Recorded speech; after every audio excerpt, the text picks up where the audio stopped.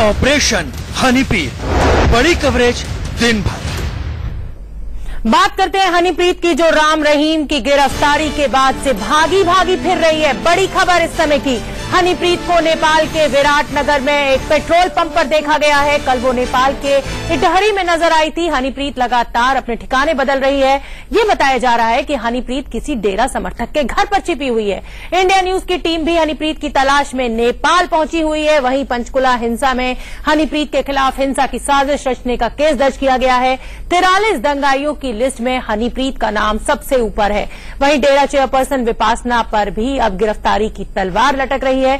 कल एसआईटी ने हनीप्रीत के बारे में विपासना से 11 सवाल पूछे।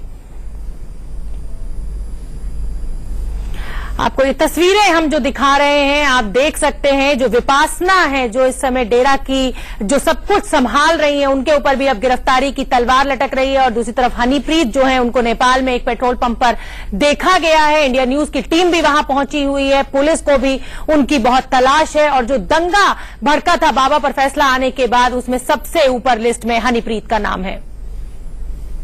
हरियाणा पुलिस ने हनीप्रीत की तलाश तेज कर दी है। इसी सिलसिले में पुलिस ने सिरसा में डेरा की चेयरपर्सन विपासना से 4 घंटे तक पूछताछ की। बताया जा रहा है कि हनीप्रीत को लेकर पुलिस को अहम सुराग मिले हैं। फरार चल रही हनीप्रीत का ठिकाना मिल गया। अब तक हनीप्रीत के नेपाल भागने की खबरें कई बार आ चुकी हैं, लेकिन पहली बार ये बताया जा रहा है कि वो नेपाल के किस शहर में देखी गई है। पहले नक्शे से समझिए कि आखिरी बार रोहतक में देखी गई हनीप्रीत पुलिस की पकड़ से कितना दूर जा चुकी है। ये नेपाल का इटहरी शहर है, जहां हनीप्रीत को देखे जाने की बात कही जा रही है। ये भी बताया जा रहा है कि खबर मिलते ही नेपाल पुलिस ने हनीप्रीत की तलाश तेज कर दी है। एक बार फिर नक्शे से समझिए कि हनीप्रीत आखिर किस रास्ते यहां तक पहुंची होगी। देखिए, नेपाल का इटहरी शहर बिहार बॉर्डर के कितना करीब है। बिहार पुलिस भी राज्य के 7 जिलों में हनीप्रीत की तलाश कर रही थी, लेकिन हनीप्रीत ने शायद पुलिस को चकमा दे दिया।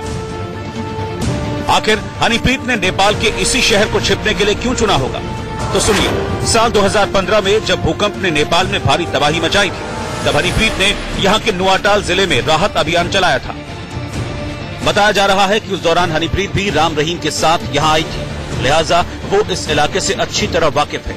यही नहीं, इस इलाके में राम रहीम को मानने वाले भी अच्छी खासी तादाद में हैं। ऐसे में हनीप्रीत के यहाँ होने की आशंका है। राजस्थान से गिरफ्तार राम रहीम के करीबी प्रदीप इंसा ने भी हनीप्रीत के नेपाल में होने की बात बताई थी। हरियाणा पुलिस इससे इनकार कर रही है, लेकिन ये भी नहीं बता पा रही कि हनीप्रीत देश में है या बाहर भाग चुकी है। वो जो प्रदीप के बारे में अखबारों में खबर छपी कि उन्होंने कहा कि वो नेपाल गई है और वो छोड़ के आया, उस बात में कोई सच्चाई नहीं है। नहीं, कोई हमारा कोई क्या ये भारत में ही है कि भारत से बाहर? हमारे हिसाब से तो भारत में ही होना चाहिए और बाकी हमें कुछ ना।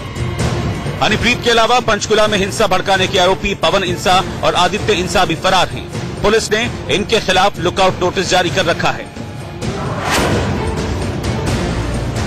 आदित्य इंसा और पवन इंसा, हनीप्रीत तीनों एक साथ हो सकते हैं सर? ऐसी पॉसिबिलिटी पर भी ऐसा भी हो सकता है कि तीनों एक जगह छुपे हों, इसीलिए पता नहीं चल रहा। लेकिन अलग अलग इंफॉर्मेशन पे, अलग अलग चीजों पे हम वर्कआउट कर रहे हैं।